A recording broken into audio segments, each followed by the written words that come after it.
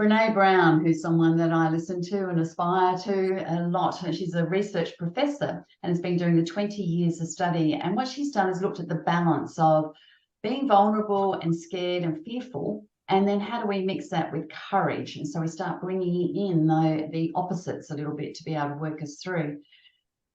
When we feel shamed or embarrassed or whatever, and other people see that, we can think that's a negative thing that's happening, or even the failure.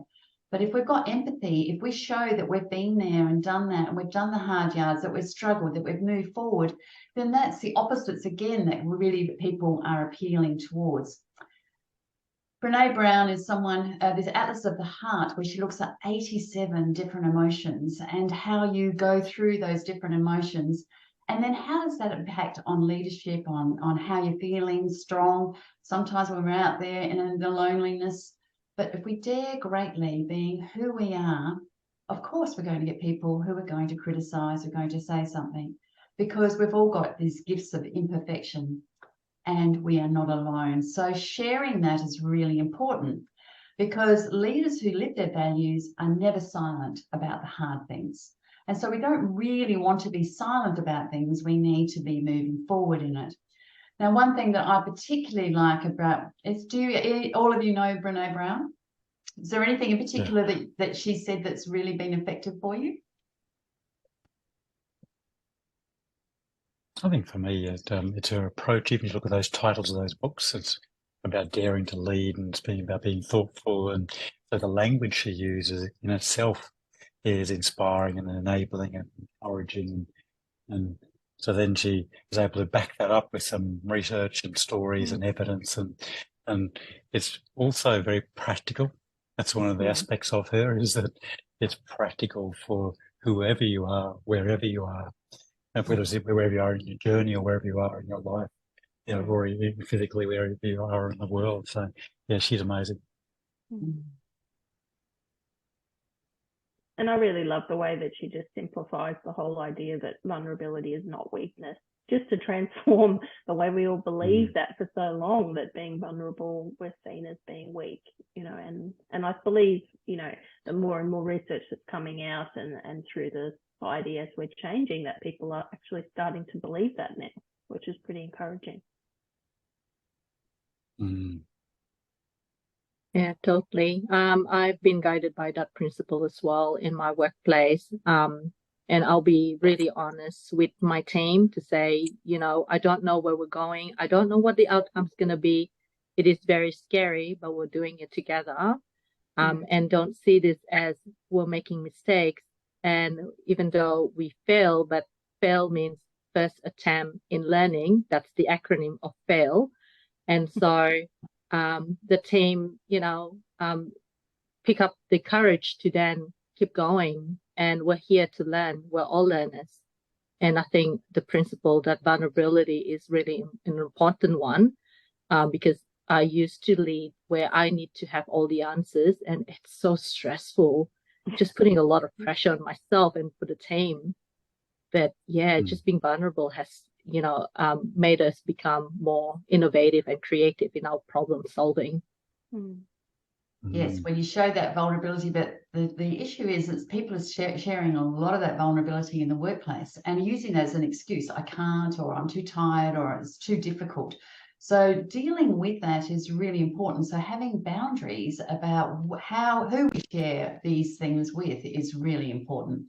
So one of the things that I have really liked about Brené Brown is she's looked at what's compassionate with leadership. So bringing it into how can I lead, be compassionate, and move people forward. And the only way to do that is to have very clear boundaries of what's okay and not okay. So while we're listening to this, I'd like you to think of what strategies you use for creating professional boundaries, of who do you talk to when you're not feeling so certain, or if there's an issue in the workplace and you're dealing with a certain person, who would you be talking with? Because we can't be silent about it, because that's where shame actually feeds into secrecy. So we really would like to talk to someone and feel safe with that. So I'd like you to listen to what she's saying about boundaries. And boundaries, I'm going to be honest with you, are not my forte. Brené, how is giving less of your time considered generous? Because how do I sell that to people is my question. Okay, so this is the weirdest part of our research. So early on, maybe 10 years in, I had this stack of data and I was like, these are the most compassionate people I've ever come across. I mean, we were interviewing like monks. We were interviewing really compassionate people. And so we asked ourselves, what do these folks have in common? And I mean, we're talking about close to 500,000 pieces of data over 20 years now. And we're like, and I thought the answer was going to be spirituality, like compassionate people have spirituality in common. But I was wrong. The answer is the most compassionate people that we have interviewed and studied over the last 20 years are the most boundaried. And so what I've learned is that boundaries are not, as someone who studies vulnerability, I would say boundaries are not a wall or a moat around your heart. They are the path to self-respect. Boundaries are saying that I choose self-love and self-respect over what you think of me or the possibility of disappointing you. And how this ties to generosity in the research is really interesting. And here's the thing. We're not generous and kind to people who are walking all over us.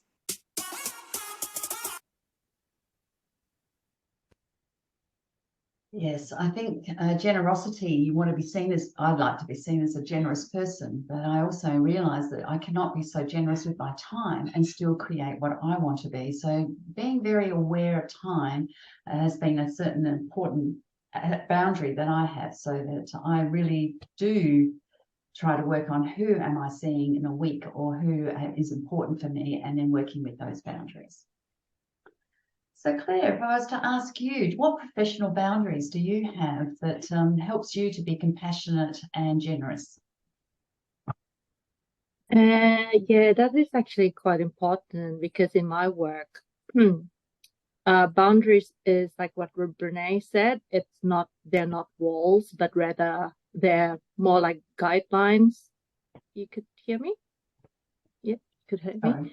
Yep. Yeah, so they're rather like guidelines that enable me to make meaningful connections without sacrificing my well-being. In the past, I have always been the person that say, "Yes, I'll do this. Yes, I'll do that," because I got a lot of fear of losing my job and not to be seen as professional. And I realized by not creating professional boundaries, I was actually experiencing burnout. I was feeling very stressful and could not fulfill the work, and it actually made the situation worse. So boundaries is the ability to respectfully decline the things that you cannot perform, and also be really honest in the conversation of what you can deliver. So that's how I actually dealt with at work now. And I am a bit more mindful in the things that is offered to me, whether I could actually do it. And if I can't, I'm quite happy to set the boundaries and say, look, it's just too much on my plate. I cannot deliver this. This is unrealistic. It is very important for my well-being. Yes, and I think sometimes we can't, it's easy to say yes and get it all over and done with and just do it. But to have that time to come back and sort of say, look, I've had a thought. I really can't get it in. I thought of these other options that you might have, so that you're giving something else for people to go with. So you're still fairly aware of the boundary. Yeah. Right. Gavin, your thoughts on that, please? Yeah, excellent insights from Claire there. I certainly endorse that it's being able to set those boundaries very challenging. In fact, it's my professional challenge in a way, because I've really keen to help, enable, support, encourage all of those aspects, but sometimes at the expense of myself. So if I've done a role, might be a significant project or a significant role for a period of time, then sometimes it can take me 3 months to physically recover from it, because I've just put so much into it that I've actually worn myself out. And so each time you get to learn a bit more, don't you? And so when something happens, you think, maybe there's a better way of being able to do this. And the hardest word in the English language for me has been a two-letter two-letter word. And you probably guessed it, that's no. Being able to say no. And one thing that really helped me was a book, I think it was called something like Getting to Know. And what they describe it as is no is an acronym, in fact, it's an abbreviation for noble objection. Noble objection, NO. And why that's important is because it gave me the pathway to be able to understand that it's okay. In fact, it may even be better, as Claire said, to say no if you are already overloaded. And so having a noble objection, a legitimate reason, and it could even be that no, not right now. So it doesn't have to be a no forever, but being able to, it could well be that you might be able to do something in the future. But yeah, I fully endorse what Claire said, and I'd also say that it has been a professional challenge for me and something I've put a lot of effort into, and there are ways and means of being able to create some of those boundaries. But of course, we always brush up against new opportunities to be able to stretch us, and that's all part of the learning journey. I love that, new opportunities. I like that. No, not for that one. Yeah, that's right. It's not a no, but it's really a yes. Yeah, I think too with children saying no all the time, then they're almost looking for the yes. But I think we need to be aware that sometimes no can be a harsh word. So just adding something to it. So what's the objection? And then just sort of offering other opportunities for that person too. Mm.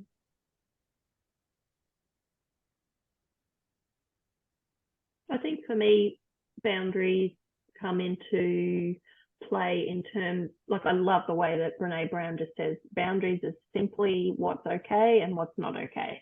As soon as I heard that, it really transformed even the way I think about boundaries, because like Kelly Clarkson said at the beginning of that clip, it sounds almost mean in a way to do it, because you think, oh, I'm actually going to be disadvantaging somebody else by putting my needs first.